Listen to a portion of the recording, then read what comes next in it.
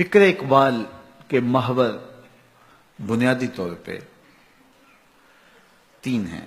اقبال کی فکر کا محور اسلام ہے اور اس کی ساری شاعری اسلام کے گرد گھومتی ہے۔ وہ اسلام کو ایک مکمل ضابطہ حیات مانتے ہیں اور اس امت کی نجات کی ضمانت اسلام پر عمل کو قرار دیتے ہیں۔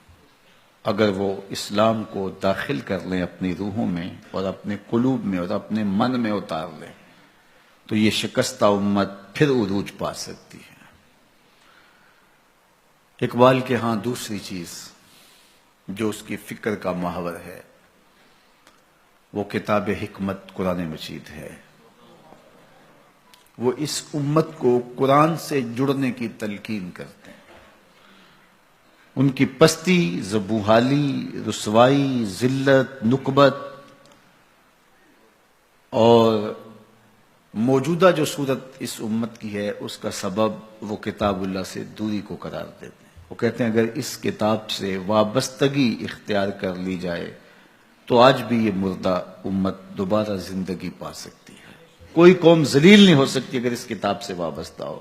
تو امت مسلمہ اس کتاب سے وابستگی تیرے عروج کی ضمانت ہے۔ اس سے جڑ جا، اس سے وابستہ ہو جا۔ یہ آخری کلام ہے اللہ کا، یہ صحیفہ رحمت ہے، یہ مکمل نظام حیات ہے۔ اقبال کے فکر و فلسفے کا سب سے بڑا محور ذات رسالت مآب صلی اللہ علیہ وسلم۔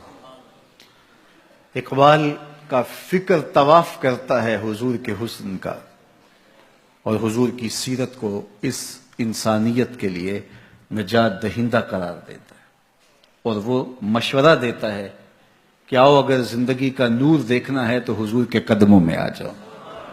بمصطفیٰ برساں خیش را کے دین ہما اوست، اگر باؤ نہ رسیدی تمام بول حبیست۔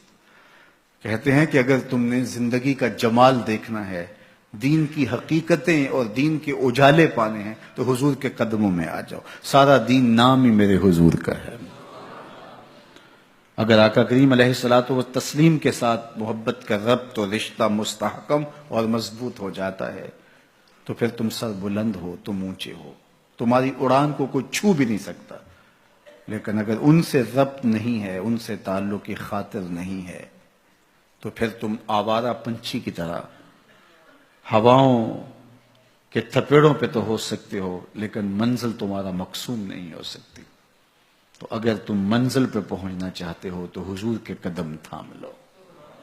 ان کے قدموں تک پہنچنا، ان کے قدموں تک رسائی حاصل کر لینا دین کی حقیقت کو پا لینا ہے اور دین کے اجالوں کا حصول ہے۔